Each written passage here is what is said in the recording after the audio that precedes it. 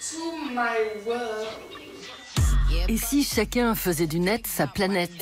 Un territoire où on peut inventer ses propres règles et remettre en question celles qui gouvernent le monde terrestre bien trop plan-plan. Pour l'artiste Tabitha Rezer, la toile est une page blanche sur laquelle elle projette sa webtopie.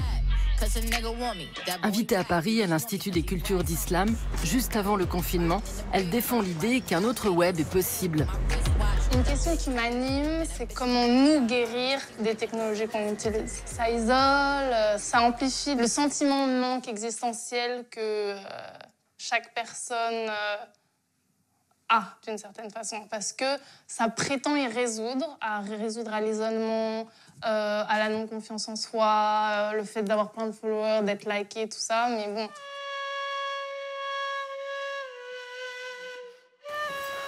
Dear spectators, you have come here to heal, to learn about the power of the cunt, hot juice and electric wisdom.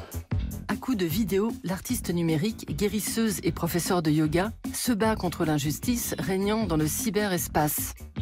D'origine guyano-danoise, Tabitha fait ses études à Paris, Copenhague puis Londres, où elle décroche un master à la Central St. Martin's School.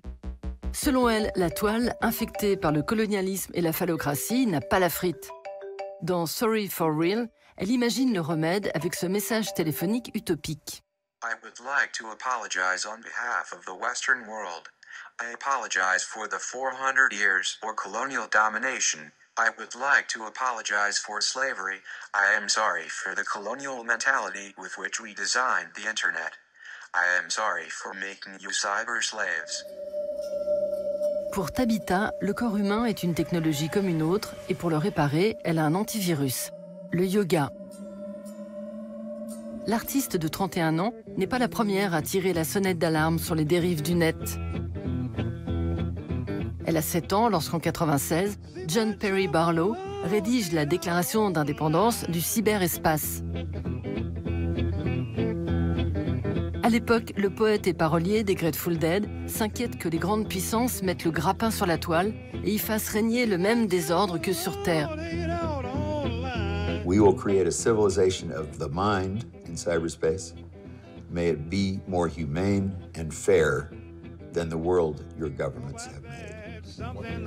Depuis, le web est devenu le paradis des soldes et de Big Brother. Avant, j'étais vénère contre le monde, contre toutes les injustices. J'étais enragée. C'est un problème, parce que c'est beaucoup plus facile d'être contre quelque chose que de créer ensemble des alternatives. Et parce qu'il y a une addiction à la colère, il y a une addiction à cette rage, parce que c'est un carburant. Elle est créatrice. Et c'est ça le problème qu'il y a dans beaucoup de réseaux d'activistes. Parce que sous cette colère, en fait, souvent se cache une autre émotion, c'est l'impuissance. Et donc j'avais besoin d'une façon pour exprimer cette colère et pour la vomir, en fait. Grâce à l'artiste chinoise Lu Yang, la webtopie a déjà son super-héros, Uterus Man. Ni homme ni femme, il est capable de voler grâce à ses flux sanguins et se déplace sur un skateboard en forme de serviette hygiénique. Pratique.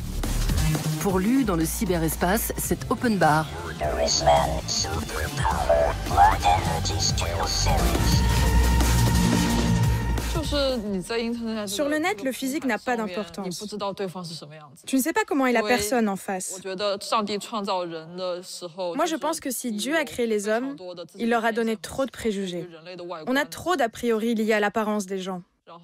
Le net te permet d'échanger avec les autres au-delà des préjugés. En février dernier, Lu Yang expose au Centre Georges Pompidou à Paris, dans le cadre de l'exposition Neurones, les intelligences simulées.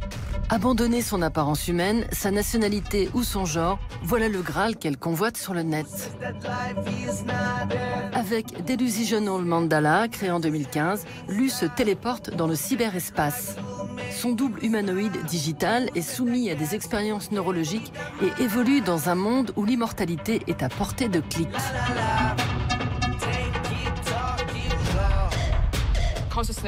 La conscience est un thème important dans cette œuvre. Et aussi, j'ai voulu organiser mes funérailles. Je me suis même créé un corbillard. Je réfléchis à comment les nouvelles technologies pourraient être utiles, comme avec ces funérailles 3.0. Lu Yang est née à Shanghai en 84 de parents professeurs dans l'industrie médicale. Enfant, elle se gave de manga, de Japan pop et d'art contemporain. En 2010, elle sort diplômée de la plus grande école d'art du pays, l'Académie des Arts de Chine.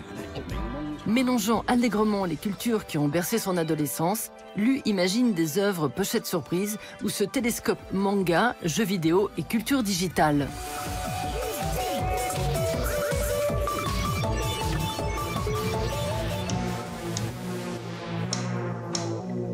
Passionnée par les sciences, la Chinoise réalise en 2011 ce ballet de grenouilles zombies qui lui permet d'aborder l'un de ses thèmes de prédilection, le contrôle des corps et des esprits.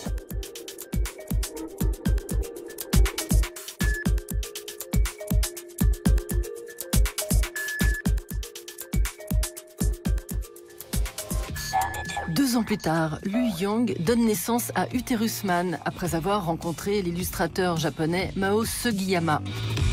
Prenons exemple sur le monde végétal et animal. Mao revendique d'être un être asexué et rejette la vision anthropocentrée de la sexualité.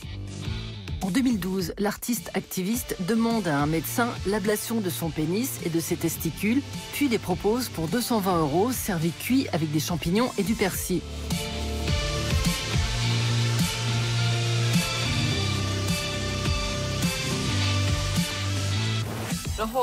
Au début, quand j'ai lu la nouvelle, je me suis tout simplement dit « Oh tiens, encore un japonais bizarre ». Mais après avoir lu l'article en entier, ainsi que ses propres explications sur sa performance, j'ai mieux compris son geste. Il disait qu'il ne voulait plus être ni un homme ni une femme. Il désirait tout simplement exister et réfléchir en tant qu'être humain. J'étais très touchée par ces mots. C'est la même idée que je défends avec Uterus Man.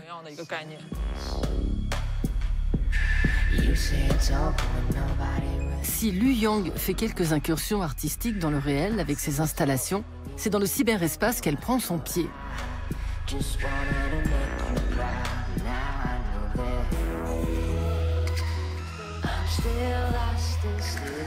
Exposée à New York, Tokyo ou Saint-Pétersbourg, Lu est sélectionnée en 2015 pour représenter la Chine à la Biennale de Venise avec son film Moving Gods.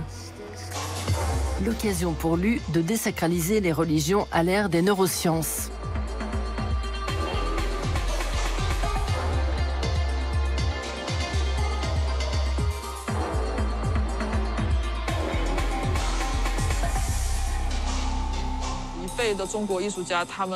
Pour la vieille génération d'artistes chinois, il faut s'engager dans le monde de l'art. Et il faut être aussi sociable. Mais moi, j'ai pas envie de perdre du temps à sociabiliser. C'est pour ça que j'ai envie de vivre sur le net. C'est mon état naturel d'être dans le cyberespace.